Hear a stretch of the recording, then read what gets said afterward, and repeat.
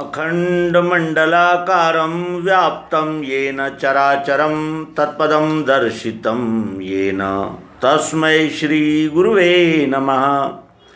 अज्ञानान्धस्य लोकस्य ज्ञानाञ्जनशलाकया चक्षुरुन्मीलितं येन तस्मै श्रीगुरुवे नमः। अध्यात्म विश्व विज्ञान यूट्यूब चैनल पर उपस्थित अपने सभी प्रिय पाठक मित्र आचार्य गुरुजन व्यूअर्स शेयरकर्ता आदि सभी मित्रों का पुनः पुनः हार्दिक धन्यवाद व्यक्त करते हैं और इस दीपोत्सव के पावन पर्व पर सबके जीवन में ज्ञान विज्ञान का प्रकाश रहे और उस ज्ञान विज्ञान के प्रकाश में हमारे कर्म ऐसे हो कि कबीरा आए जगत में जग हंसे हम रोए, ऐसी करनी कर चले हम हंसे जग रोए। ये सुअवसर विश्वरूप परमात्मा की कृपा से और सद्गुरु के परम पावन इस युक्ति से हमारे हाथ लगा है। हम सचमुच ही धन्य हैं और इस दीपावली के अवसर पर श्री सद्गुरु भगवान के कृतज्ञता व्यक्त करते हैं कि उनके ही प्रयास से ये युक्ति हम तक आई और ज्योत से ज्योत जलाते चलो इस सिद्धांत के अनुसार इस ज्ञान विज्ञान को जन जन तक पहुंचाने का यथामति प्रयास हम सब करेंगे। और इस तरह अब कृतयुग का विषकाल समक्ष दिख रहा है, अब सतयुग आने वाला है। कलयुग ये चौथे यानी 4 युगों का अंतिम युग है और अब सत्य युग आ रहा है। और सत्य युग का बीजारोपण करने के लिए ही नवम बुद्ध अवतार सद्गुरु भगवान श्री मायानंद जी चैतन्य इस धराधाम पर आए और उन्होंने सभी मतों पंथों संप्रदायों ग्रंथों का समन्वय करने वाली तथा श्रीमद् भगवद गीता उपनिषद वेद और आरण्य के और 6 दर्शन शास्त्र इन सभी का समन्वय करने वाली ये अद्भुत संक्षिप्त यथार्थ युक्ति देकर हमें धन्य किया है और उनके प्रति हम बार बार धन्यवाद व्यक्त करते हैं। प्रस्तुत अंक में हम श्री स्वराजानंद जी चैतन्य इन्होंने अपने सद्गुरु भगवान नवम बुद्ध अवतार श्री मायानंद जी चैतन्य इनके विषय में क्या कहा है इसका हम अवलोकन कर रहे हैं। और ये रचना अत्यंत प्रसिद्ध और अध्यात्म विज्ञानी जनों में अत्यंत लोकप्रिय और समग्र का दर्शन कराने वाली है। इस रचना को यानी आत्मसात करते ही सद्गुरु भगवान श्री मायानंद जी चैतन्य का संपूर्ण विराट स्वरूप हमारे ध्यान में आता है। आइए अब इस कड़ी में हम प्राप्त करेंगे श्री सद्गुरु भगवान का स्थान क्या है, उनकी पहचान क्या है।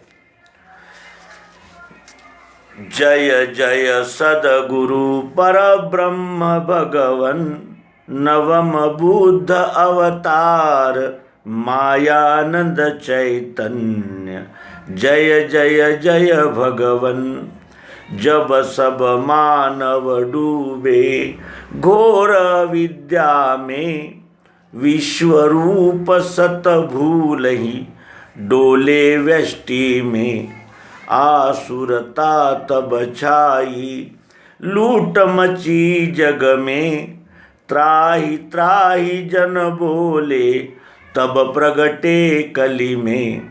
जय जय जय भगवन लेकर आश्रय धी का प्रभु तुम अवतारे दिव्य दृष्टि का फूंका शंख निनाद करे फटे अविद्या बादल द्वैतन ढूंढ मिले विश्वरूप प्रगटायो आप ही आप भरे।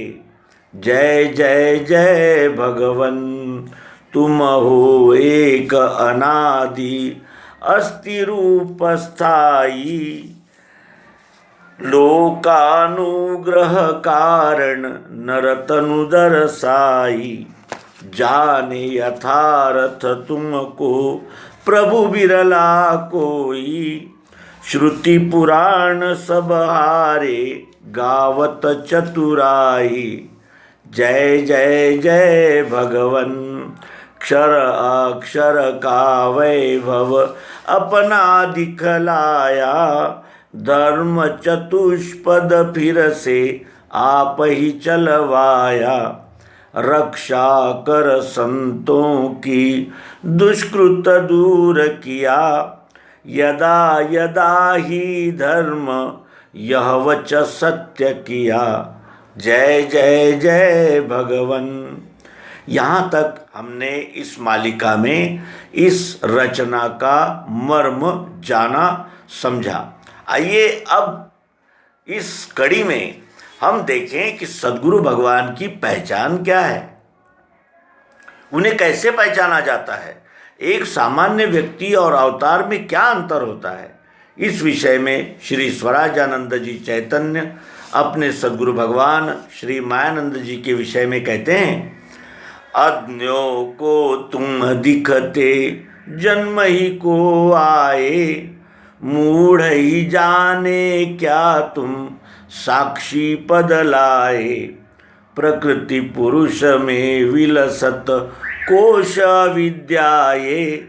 निजानंद से पृथक अनुभव नाहिए। जय जय जय भगवन जय जय सद्गुरु परब्रह्म भगवन। नवम बुद्ध अवतार मायानंद चैतन्य। जय जय जय भगवन। अज्ञों को तुम दिखते जन्म ही को आए। जो अज्ञानी होते हैं उनको ऐसा लगता है कि इन्होंने जन्म ही धारण किया है, ये जन्म ही को आए। मूढ़ ही जाने क्या तुम साक्षी पद लाए। जन्म हमें लेना पड़ता है और वो जन्म लेते हैं, इतना अंतर है। कोई जेल में जेल देखने जाते हैं, किस तरह का जेल होता है, कैसी व्यवस्था होती है, और कुछ लोग सज़ा हो जाती है जिन्हें, वो जेल में जाते हैं। जेल में दोनों हैं, लेकिन एक बंदिस्त है, परतंत्र है, और एक स्वतंत्र है। उसी प्रकार अज्ञों को तुम दिखते जन्म ही को आए। अब जन्म को आना और जन्म धारण करना, इसमें क्या अंतर है। ये जन्म को आए का अर्थ होता है अवतरित हुए, और अवतार का कार्य यदा यदा ही धर्मस्य ग्लानिर्भवति भारत अभ्युत्थानम अधर्मस्य तदात्मानं सृजाम्यहम्, ये है। और इसी कार्य के लिए आप आते हैं, लेकिन आपको सामान्य जनों की तरह व्यवहार करते हुए देखकर जो अज्ञानी हैं वो अपने जैसा ही समझते हैं, और उनका जो महत्व है, जो उनका स्थान है, वो नहीं पहचान पाते। और यह अनुभव तो हर अवतार को आता है। श्री राम, श्री कृष्ण, श्री वामन, मत्स्य, कच्छ, वाराह, नरसिंह, सभी अवतारों में यह अनुभव आया है कि जब अवतार उपस्थित होता है तब कोई उनका स्थान नहीं पहचानता, उनका महत्व नहीं पहचानता, और अपनी अपनी मर्जी के अनुसार उनके विषय में कल्पना कर लेते हैं। दुर्योधन, दुशासन, कर्ण, भीष्म, द्रोण, ये जीवित जब तक थे श्री कृष्ण, तब तक उनके अवतारित्व को नहीं जान सके। मूढ़ ही जाने क्या तुम साक्षी पद लाए। वे प्रकृति के साक्षी बनकर आते हैं, और हम प्रकृति में बद्ध होकर आते हैं।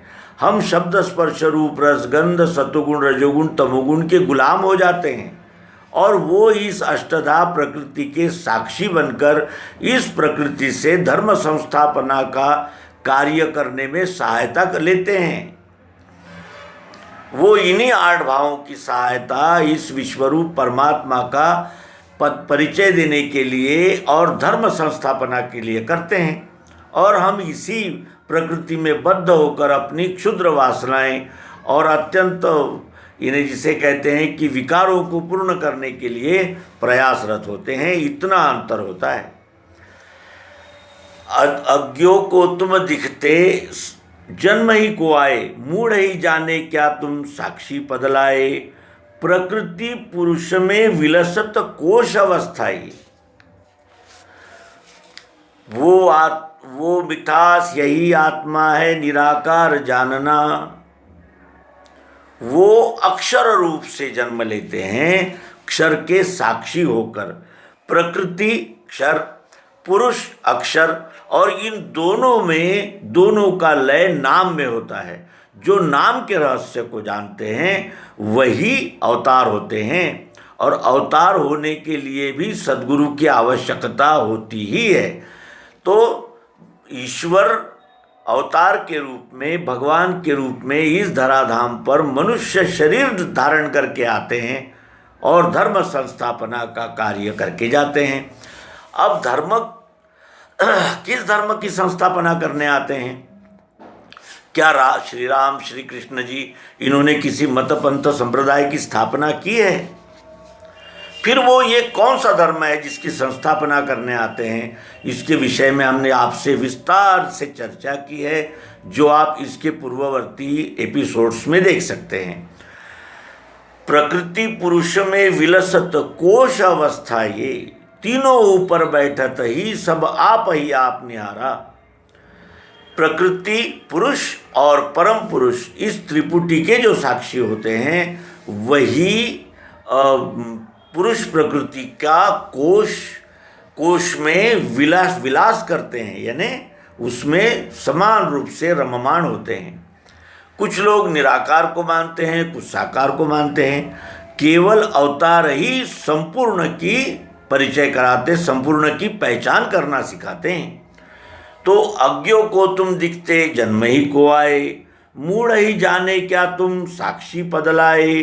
प्रकृति पुरुष में विलसत कोश अवस्था, ये निजानंद से पृथक अनुभव नहीं। ये अवतार को वही, यानी स्वयं ही वो दिखते हैं, मैं ही संपूर्ण विश्व हूँ।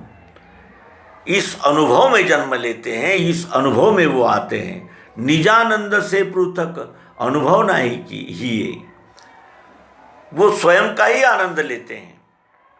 उनका आनंद स्वयं पूर्ण होता है, क्योंकि वो इस विश्वरूप परमात्मा को अपना ही स्वरूप जानकर आते हैं, और वही जानकारी देते भी हैं जो अध्यात्म विज्ञान के रूप में हमारे सामने उपस्थित है।